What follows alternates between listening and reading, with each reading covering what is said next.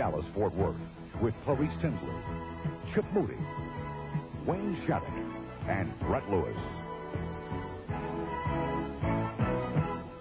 Good evening, everybody. Thank you for joining us. Here's what's making news this Friday night. The Dallas police tonight are cracking down on drunk drivers with checkpoints and extra officers patrolling streets and freeways. Channel 4's Dave Tracy reports.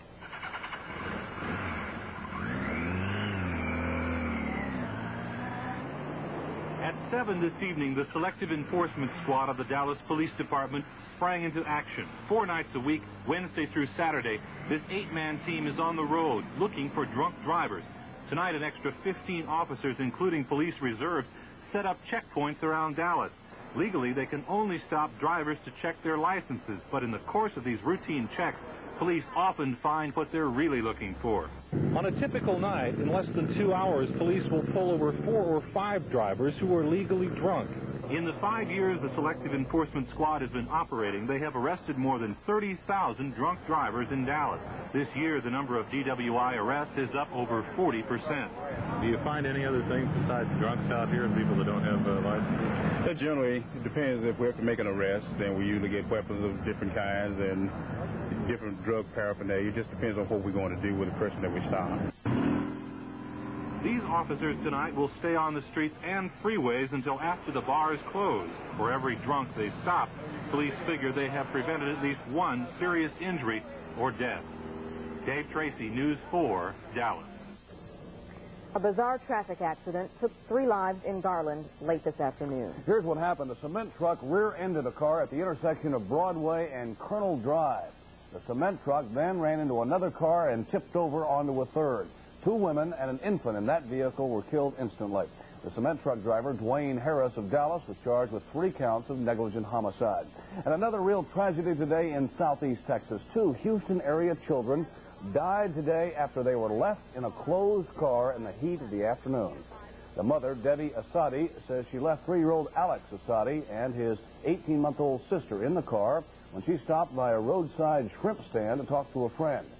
Mrs. Asadi told police the children were alone for about half an hour. She said the car's engine was running and the air conditioner was left on. But when she returned to the car, the children were dead. An autopsy will be performed tomorrow. In other news, 3 years ago, voters in the Fort Worth, Dallas area rejected the creation of the Lone Star Transportation Authority that would have linked the 2 areas. This past June, voters in Houston defeated a proposal to build a heavy transit rail system. In 8 days, Dallas area residents will vote on the idea of rail transit. If the measure is approved, the DART board will decide which kind of rail Dallas will get. Tonight, we examine the options open to DART, and you'll hear final arguments. DART points to San Francisco's municipal metro system as the one most like that envisioned for Dallas. Light rail, a step above trolley cars, a step below trains. The metro carries 290 million riders a year over 36 miles of track, including a center city subway, similar to the Dallas proposal. The fare box accounts for 1/3 of the metro operating budget, nearly identical to the projections for DART. The other rail option open to DART is heavy rail, like that found in Atlanta, home of the South's most modern transit system. Heavy rail can transport up to 40,000 commuters an hour, but it costs $100 million a mile to build. Light rail carries half the passengers, but at 1/4 of the construction cost. The third option, Max Goldblatt's dream of a Disney-like monorail, has been virtually forgotten. Dallas and 21 surrounding communities vote on DART August 13th. The key to the outcome will be Dallas. If Dallas votes no, DART is doomed, regardless of the results from the suburbs. If it passes in Dallas, the DART plan could be seriously altered if vital suburban communities vote it down. If the city of Richardson says no, then you just wouldn't give the city of Richardson service. That's pure and simple. If Plano passed it and you had to go through Richardson on the rail lines, you just go through. You just wouldn't have a station. Wouldn't stop. Wouldn't stop. After months of public hearings, planning, arguing, compromising, and campaigning on the most expensive proposition ever put before Dallas area voters, it all comes down to a simply stated question on the ballot. Shall the creation of Dallas Area Rapid Transit be confirmed? And shall the levy of the proposed tax not to exceed 1% be authorized? Yes or no? All sides in the DART debate agree the time has come to act on our highway nightmare. They disagree over whether DART is the answer. The southern section of the city of Dallas is the area that's coming up shortchanged. No rail service. The charge that this is a racial plan that does not adequately address the needs of black people, I think, is not valid and is not well-founded. We're going to serve our people throughout the Metroplex. The delays if you're in the Mixmaster, it's at a dead stop. People are simply not willing to get out of their cars and ride mass transit. That's something the Yankees do. Throughout the world, it hasn't worked. It doesn't reduce congestion. It doesn't save any time. It increases land values to land developers. And it increases the subsidy to suburban communities. Diverting most of the traffic of eastbound East Arnold Thornton Freeway off the freeway. DART is good for the Dallas area, which includes the suburbs, because we are facing an almost immediate crisis with an excess capacity of cars on the major thoroughfares. Freeway at Oakland. The freeway is completely blocked. Several years hence, people are going to say, I wish I had voted for DART. Traffic of eastbound East Arnold Thornton Freeway off the freeway at I-45. 4 wreckers and a truckload of sand have been ordered to the scene by police.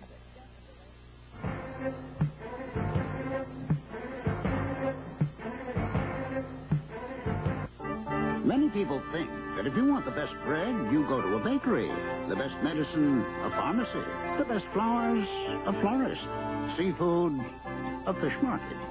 Of course, some people think you should just go through the doors of a Tom Thumb Page to get the best flowers and seafood and medicine and meat and bread and the best of everything else all in one place. At Tom Thumb Page, we stand behind everything we sell, and that's a promise. Beautiful savings during Dillard's August home sale. Save as much as 50% and more on quality labels including Spring-Made, Martex, Wamsutter, J.P. Stevens, and Fieldcrest. Luxury sheets with romantic accents, plush towels in dazzling colors, rich Burlington woven classics, Johnson Brothers fine English ironstones, striking Mikasa dinnerware, beautiful savings, as much as 50% and more during Dillard's August home sale. Hi, I'm Bob Phillips. Just because we put a Gone Fishing sign on the back of a 4Country van doesn't mean you can't see 4Country. As a matter of fact, summer is the time to see your favorite 4Country stories one more time before the new shows start next fall. It's also the time to send me your ideas for next year at 4Country Reporter, 400 North Griffin, Dallas, 75202. Remember, if it's in Texas, it's in 4Country. So drop me a line. I just might take your bait. On the legal front this evening, rock singer David Crosby has been sentenced to spend 5 years in a Texas prison. In Dallas today, District Judge Pat McDowell handed down a 5-year sentence for possession of cocaine and a concurrent 3-year sentence for unlawful possession of a gun. Crosby is out on bond while he is appealing the conviction. Crosby, as you may recall, was arrested in Dallas back in April of 1982 when police found a cocaine and gun in his dressing room at a local nightclub. He was tried and convicted last June. Meanwhile, a Pittsburgh banker and an East Texas horse trader have been indicted by a federal grand jury as co-conspirators in a scheme to defraud the U.S. government. They allegedly falsified papers that allowed them to adopt wild horses from the government. The herd of Mustangs was found starving to death last Thanksgiving. Channel 4's Tom Steyer reports. According to this federal grand jury indictment filed yesterday in Tyler, East Texas horse trader George Joe Corbett and Pittsburgh bank officer Thomas Clemens knowingly and unlawfully did conspire to commit offenses against the United States when they attempted to adopt this herd of wild horses in the Department of Interior's Bureau of Land Management. The indictment in part alleges, in their scheme to adopt the horses, Corbett and Clemens used false documents, and that Clemens, a notary of the public, unlawfully put his seal on these documents, and that the documents were turned over to the government, making it appear Corbett had the power of attorney to adopt the horses. Assistant U.S. Attorney Bill Cornelius told me this afternoon the conspiracy was furthered when banker Clemens accepted the horses, which were really still owned by the government, as collateral on Corbett's loan at the Pittsburgh National Bank. Front for Animals executive Jerry Owens, who helped rescue the starving horses last winter, has been critical of the government's handling of this case, but was pleased to hear the felony indictments. They should have pursued this on a felony in the very beginning. And for what reasons they procrastinated, I don't know. But I am pleased and I am glad that now they are going to, pursue it, and maybe justice will be done once and for all in this case. If convicted, Corbett and Clemens could receive 5 years in prison, a $10,000 fine, or both. Tom Steyer, News 4, Tyler. Yet another employee of the Tarrant County Tax Assessor's Office was fired today, resulting from that investigation of alleged thefts of license sticker fees. That brings to 9 the number of employees fired since the report of the thefts surfaced 2 weeks ago. 6 of the fired employees have been charged with criminal offenses. More charges were expected today, but Assistant District Attorney Marvin Collins now says any further theft charges will be left up to the grand jury. Collins says his office will continue its investigation into other allegations of wrongdoing in the tax assessor's office. Chip? Among the nation's 10 most populous states, Texas is the only one to record higher unemployment during the month of June. The U.S. Labor Department says the increase from 7.7% to an even 8% is insignificant.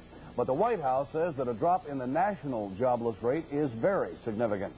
For the first time in 10 months, the civilian unemployment rate has fallen from the double-digit range. There are now more jobs available in all sectors of the American workforce. We know that our economic policies are working and they are getting Americans back on the job. It hasn't been easy, but we've laid the foundation for a strong, non-inflationary recovery that is benefiting all our people. And tonight, White House sources say Mr. Reagan wants to keep his job and that he'll formally announce for re-election about Thanksgiving. Some 525,000 telephone company workers nationwide are threatening to walk off their jobs at midnight tomorrow. They are members of the Communications Workers of America, and they say if a contract agreement with AT&T cannot be reached by midnight Saturday, they will strike. About 12,000 CWA members work in Dallas. At issue in this is job security. CWA workers are concerned about their future in light of the breakup of the Bell system next year. And they are also unhappy about a company plan to cut back their insurance benefits. Some contract talks have been going on since midday, but company officials and union officials don't see eye to eye on progress. That we're getting out of St. Louis and Washington, we've got every confidence that there will be a settlement before midnight tomorrow night. It's very dim. The company appears to be set in concrete on some of the items that they're proposing. Management officials say service will not be unduly affected if there is a strike, since they will take over the union jobs.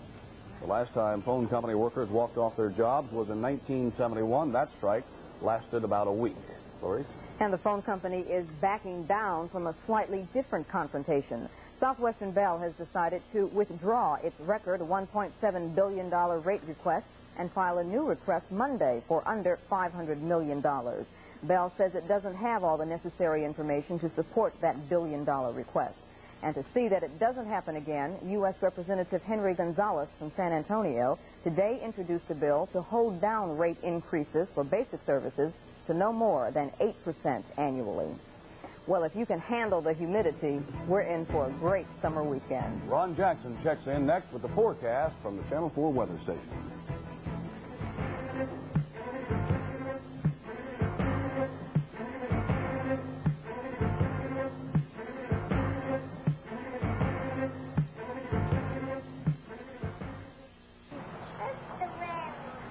It's been said that children learn what they live. How true. If a child lives with criticism, he learns to condemn. If he lives with hostility, he learns to fight. But if a child lives with encouragement, he learns to be confident. And if he lives with love, he learns that life really can be beautiful. Your children, do they live with love?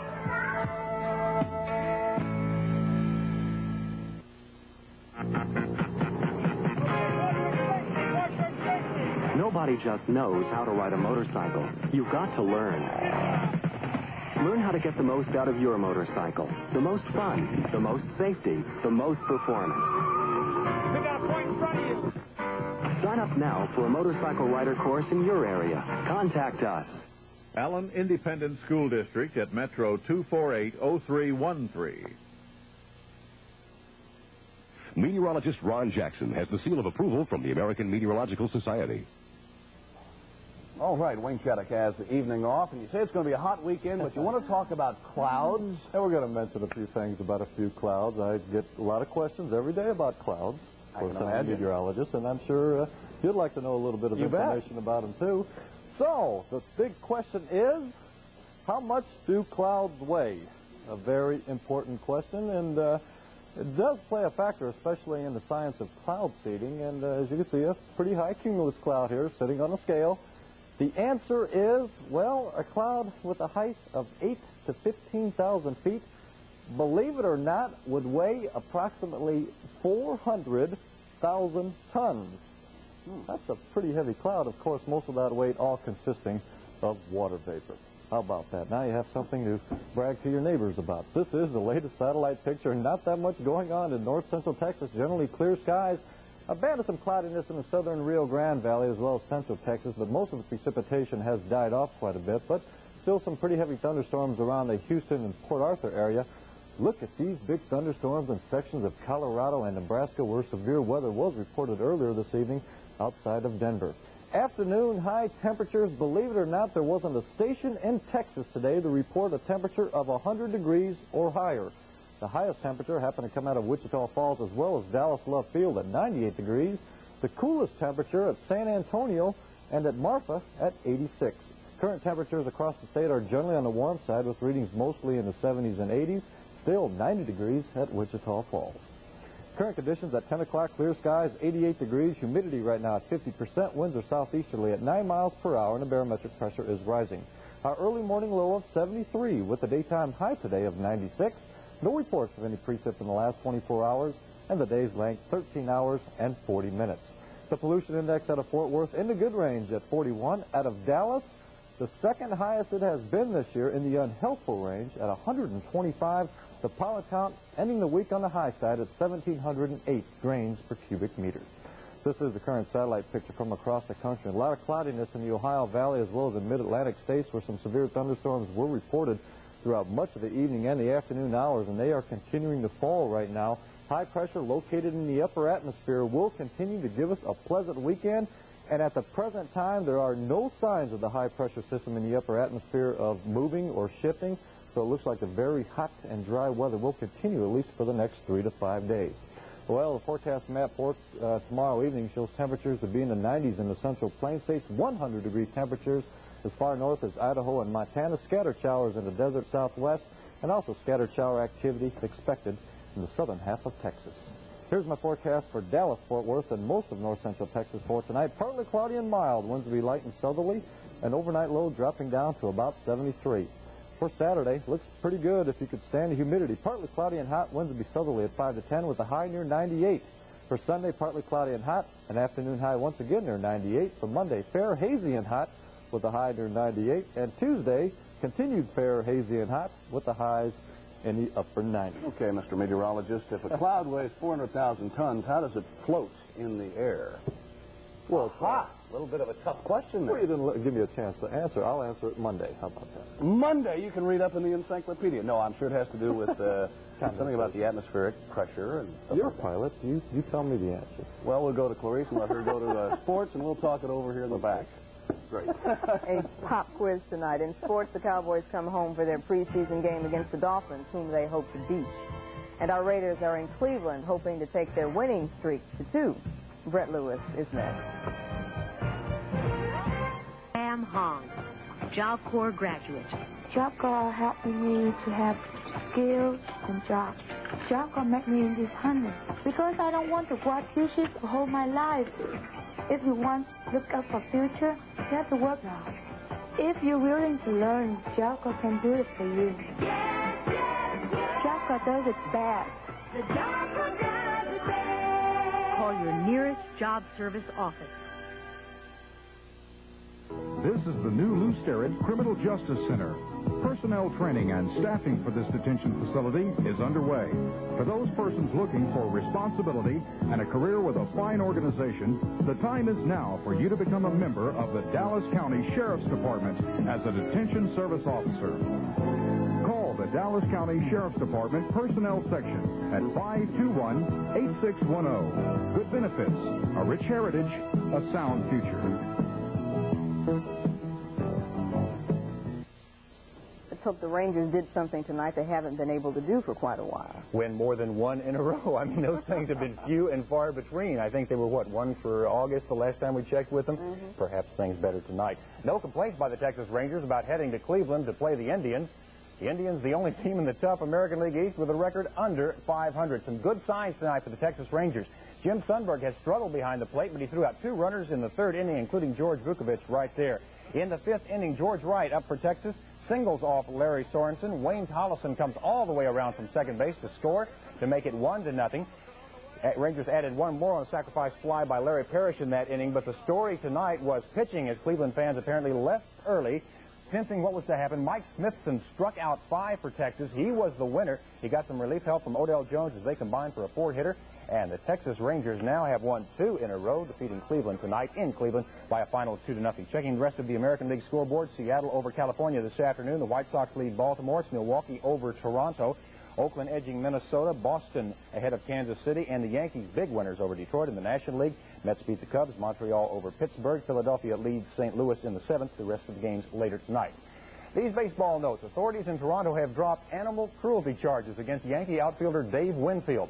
During last night's game with the Blue Jays, Winfield managed to bean a seagull while tossing a ball between innings. The bird died. Winfield was arrested, but the powers that be decided they might look silly prosecuting the man.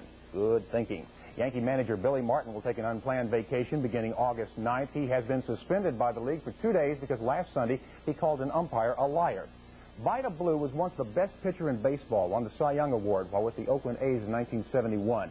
But today he was released by the Kansas City Royals after a miserable year. Don't cry for Vida, though. They'll have to pay off his $800,000 a year contract this season and next.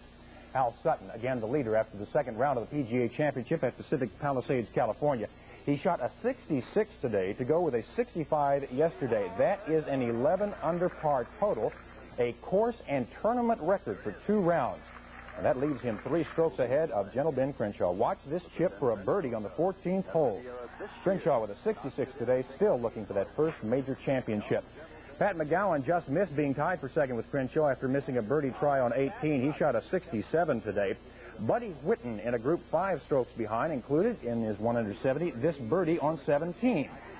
And Lee Trevino tied with a host of folks like Jack Nicklaus and Bruce Litsky, 4 under, 7 strokes back, this birdie on the 7th hole. Looking at the leaderboard, Sutton over Crenshaw. Then comes McGowan, Whitten, Gibby Gilbert, John Fote at -6. Tom Watson has struggled back to even par. Tickets still remain for tomorrow night's Salesmanship Club game between the Dallas Cowboys and Miami Dolphins. Kickoff at 8. There will be no live television of the contest. Cowboys arrive back in DFW by charter this afternoon. They'll head to training camp in Thousand Oaks, California, Sunday for 2 more weeks. Then break camp for good. Before leaving California, Sports 4's Butch Johnson took this look at the fans to go all the way to training camp just to follow the Cowboys. With all the negative publicity the Cowboys have had during the off-season, it still has not kept fans from traveling throughout the United States to watch practice in Thousand Oaks, California. Why? I don't know. They're cute. I think they're a good team. We're from Honolulu, Hawaii. We're here playing the summer circuit, tennis summer circuit in Southern California. And one of the tournaments here is in Thousand Oaks. And we came here to watch the Dallas Cowboys because they're our favorite team. Yeah, I'm from Omaha, Nebraska, and I used to work for the Cowboys assistant equipment manager back in high school years. And just out here on some film business in Hollywood and thought I'd stop out and watch one of their practices. Where are you from? Phoenix, Arizona. Every year, fans travel from all over the United States to watch the Cowboys practice here in Thousand Oaks. That's why they're truly called America's team. If you're in the practice field parking lot, you will notice cars with license plates from many states. And occasionally, there'll be cars from the Lone Star State. I am here from Dallas. I'd like to say hello to all the Dallas fans back there. We're here to make sure the Cowboys bring home that Super Bowl this year. Well, I was born in Dallas and raised in Dallas, and I've always followed the Cowboys. And when I was a kid, when they first moved to Irving, I lived out there. and worked at Texas Stadium all through high school as a vendor in a parking lot attendant, just so I go in and see the games for free. And I've always dreamed of coming to Thousand Oaks to watch them practice. The last couple of years, they hadn't brought that Super Bowl back, so we thought we'd come out here and give them a little extra help. We're going to get it in this year. Many people are surprised at how nice players can be by taking the time to take pictures and sign autographs after a two-a-day workout. They treat you real good. Did you think the players were going to treat you a little different? Like they were Yeah, I thought they were going to act all big and stuff and acting like they owned the world. But that's all I got to say. Me too. Butch Johnson, Sports 4. When I was out at training camp, some of the men from KNXT in Los Angeles were amazed. There were more people to watch the Cowboys scrimmage at Cal Lutheran College than there were to watch the Rams scrimmage right in their own hometown. And the following, they said, was absolutely amazing because people in Los Angeles weren't that excited about the Rams summer training camp, but they were about the Cowboys. That mystique. I guess so. Thank you, Brett. Have a good weekend, Brett. Channel 4's Jocelyn White joins us next with a look at 3 new films at local theaters. Stand by.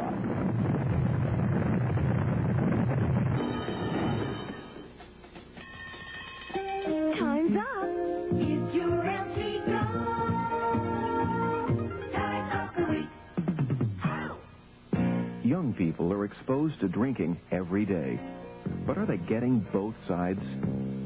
The decision to drink or not to drink must be guided by more than social attitudes.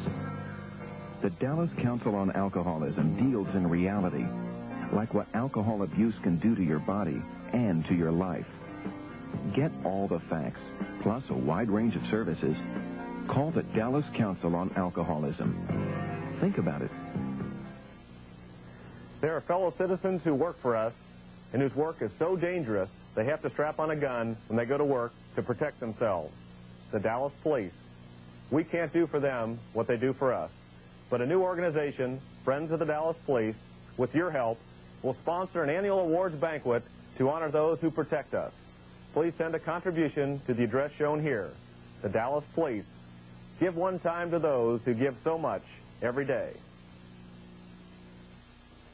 And finally this evening, Jocelyn White has been out on the town checking out the new movies opening this weekend. She says they are a mixed bag, but they're all rated R. Yeah, thanks, Chip. I thought we'd take a look at the weakest film first. It's called Risky Business. The title applies to the youthful enterprise of a young man who, by a totally improbable set of circumstances, allows his house to be taken over by a hooker and her friends while his folks are out of town. You guys go ahead without me. She's still here? She won't leave. She won't leave. Anna, look, I just want my egg back. I want my house back. I've got a lot of work to do. I saw this movie this afternoon in a theater populated by young men between the ages of 17 and 25 or so. They liked it a lot more than I did, so that should give you some idea of its general audience appeal. Now, I think Star Chamber is a winner. It's a kind of magnum force with Michael Douglas as a judge setting out to change our system of justice. Somebody is trying to kill you. If you'd listen to me and get out of here, you'll find out the reasons. Because I'm exposed all of it. Michael Douglas, Yaphet Kotto, Sharon Gless, Hal Holbrook. This film has a fine supporting cast as well as some suspense. Just remember the plot may not be as obvious as you think. What is obvious is Robert Duvall's love for a gypsy boy named Angelo Evans. He builds a movie documentary around this gypsy boy and his family. They simply play themselves. The plot is pretend, and Angelo steals the show, along with a lot of other things, in fine gypsy fashion. Now, Risky Business, R because of language and sex. Star Chamber, R because of language and violence. And Angelo is R because of this extraordinary study of the life of a 10-year-old gypsy in New York City. Quite a variety. Adult weekend. Okay, thank you very much, Jocelyn. Any picks there, please? Oh, number 2. Number 2. Michael Douglas. Does look like a pretty good one. With that, time to roll the credits and end this Friday night edition of News 410. Remember, Ron Jackson says our weekend weather, simply 2 words, hot and dry. Now, for all of us here at Channel 4 News, I'm Clarice Tinsley. Thanks for your company. Have a great weekend. Good night.